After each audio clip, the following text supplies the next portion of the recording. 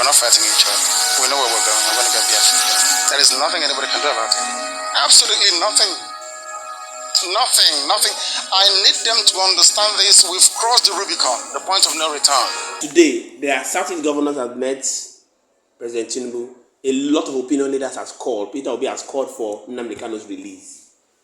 Assuming that President Tinubu does not wait for any court pronouncement today, and he gives a presidential order that Nnamdi Kanu should be freed, are you telling me that any other day somebody else can come back and say that the court had not decided on Nnamdi Kanu matter, therefore the matter was not concluded? No.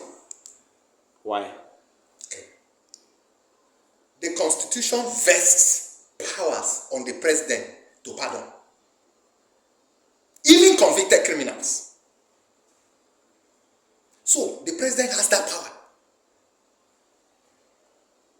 And once he grants pardon,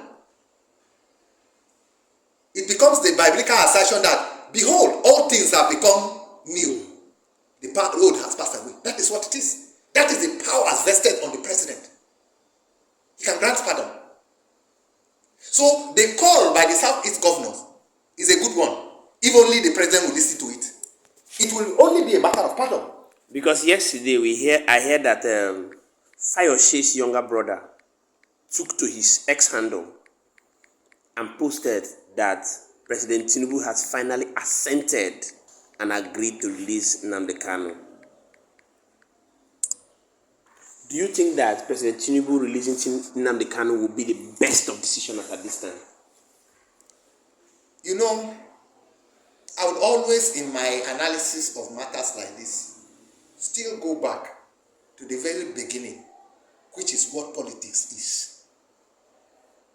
Politics is an issue and matter of interest. Who gets what, when, and how? Now, if the president decides to free Nnamdi Kanu, it is for an interest, covertly or overtly. How do I mean by that? It will also be that whatever he wants to do is to be able to gain certain acceptance within the Southeast. Because in the immediate past election that just passed, he performed woefully there. Yes, the president performed woefully there. And if Nnamdi Kanu is freed because of him, there are two things involved. He might have sympathetic advantage for the president, but it will have a dangerous dimension for the nation. Really? Yes. Nnamdi Kanu accepted to the terms of negotiation. I'm not privy to what the terms are, but I know definitely that there's no way one of the terms of his release as presented by the presidency, based on what the Southeast governor said, will not be that he will no longer cause issues of violence. Well, that is your understanding.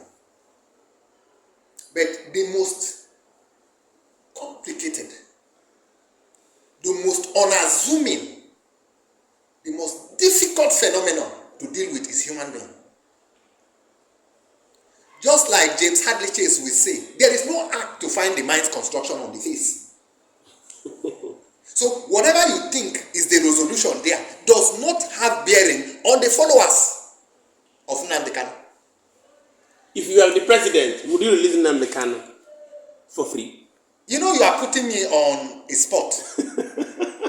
I am not the president, so I will not know what my decision would be. Seriously speaking, I have already told you my opinion in the opening statement to this section. Yeah. That it will have a sympathetic value for the president. Advantage, as it were. For the president. But it will have a devastating dimension for the nation. I have already told you. So you would, from that perspective, know what my decision would have been if I were to be a president. You know why the third world country still remains where they are? The rule of law does not prevail. And in a nation where a rule of law does not prevail, the development will be abysmal. I believe in Frederick Herzberg's motivation theory, carrot and stick, reward and punishment. And it is obtainable in most nations that have advanced, that we admire and travel to and carry our money to go and spend. Whatever that has made their nation what it is today is because they are able to keep to the tenets of maintaining law and order, which is obeying the rule of law. Devastating effect. Since that Nnamdi Kanu has not been released, have you not heard of the violence and crisis in Southeast? Has it stopped? Has it solved the problem? Nnamdi Kanu's detention. His release will only embolden that action you are seeing. Those actions you see in the Southeast. If he becomes released, what you will see next will be most likened to what happened in South Sudan. Have you asked yourself question why in the couple of just 2 days, on Saturday precisely, 28th, Saturday was 29th of June, a cache of arms were intercepted here in Onne port. Worth over $4 billion.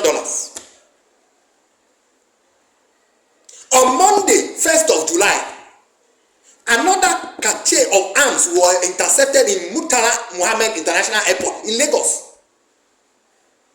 What do you think? Who do you think? Why do you think? The nation must be meticulous and the president must be careful, because what is about to come is not compared to what we have already. It cannot be compared. Therefore, we must be careful. We must look before we leap. If not, the dungeon, the kind of cliffhanger we will find ourselves in will be so dangerous that when we torpedo, there will not be any nation again. Then we will go back to my friend of blessed memory, Chino Achebe. He wrote a book, There Was a Nation. There was a country. We will not go back to, in retrospect, to that his book, that actually there was a country. If we are using words for a country, what does it mean? It no longer exists.